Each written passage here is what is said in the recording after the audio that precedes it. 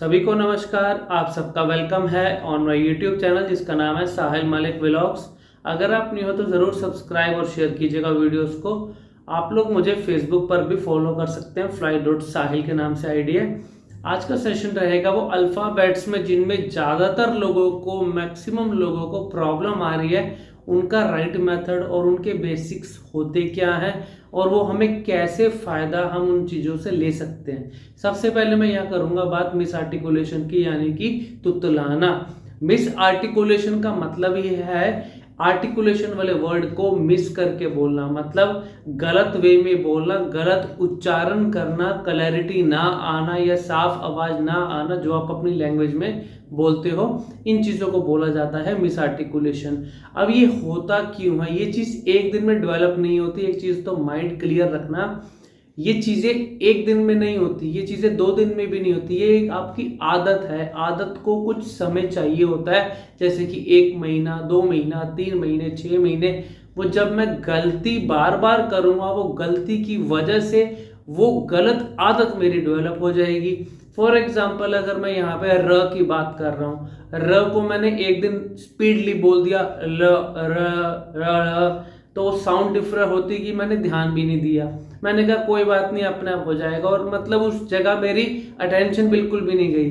अब स्पीड जब मेरी स्पीकिंग में हाई हो जाता है तो मुझे ध्यान भी नहीं रहता मैं क्या बोल रहा हूँ और किस स्पीड में बोल रहा हूँ, तो आधे अक्षर वहाँ खराब होने शुरुआत वहाँ से हो जाती है।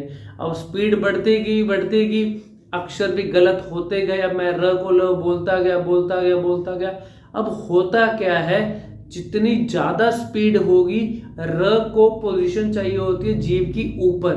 अगर वो ऊपर पोजीशन उसको नहीं मिलेगी, वो ऑब्वियस सी बात है वो नीचे तो है ही। यहाँ एक चीज इंपॉर्टेंट क्या है, हमारी जीभ नीचे तो रहती है, ऊपर ले जाने के लिए एफर्ट करना पड़ता है। अगर मैं स्पीडली बोलूंगा, वो एफर्ट क्यों करेगी जीभ? उसकी वजह से वो नीचे रुक जाती है। नीचे किसकी साउंड आ जाती है? ल की। सबसे पहले आप र का राइट मेथड को समझिए। देखिए, र, र, रे, रो।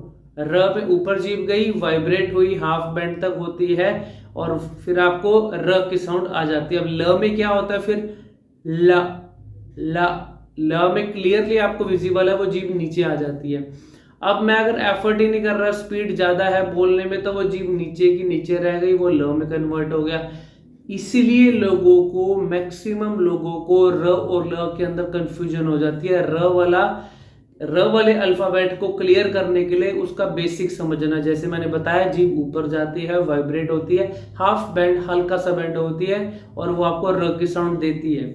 अब यहाँ पे कंफ्यूजन क्या होती है, अब लोग बोल तो रहे हैं र, लेकिन वो जीभ फिर नीचे है। इसलिए मैं कहता हूँ प्रैक्टिस किया कीजिए अपनी वीडियो को ऑन करके, मोबाइल के वीडियो के अंदर जब आप उस चीज को रिकॉर्ड कर लोगे तो वो रिकॉर्डिंग आपको जब आप देखोगे खुद को क्लियर हो जाएगा। जो प्रैक्टिस मैं कर रहा हूँ, क्या वो सही मेथड में जो मैं समझा रहा हूँ उस मेथड में चल रहा है या कहीं गलत तो नहीं चल रही। अगर प्रैक्टिस भी गलत मेथड में करोगे तो रिजल्ट तो मिलना ही नहीं।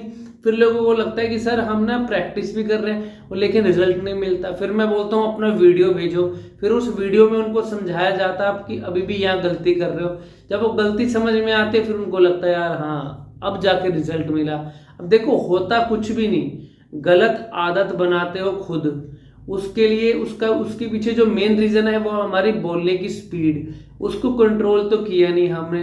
अब स्पीड जैसे कंट्रोल आएगी, मैं हमेशा कहता हूँ स्पीड जब नॉर्मल होती है, फ्लो आपका ज्यादा बोलने का ज्यादा मेंटेन होगा, आप लगातार रिलैक्स होके बोल पाओगे।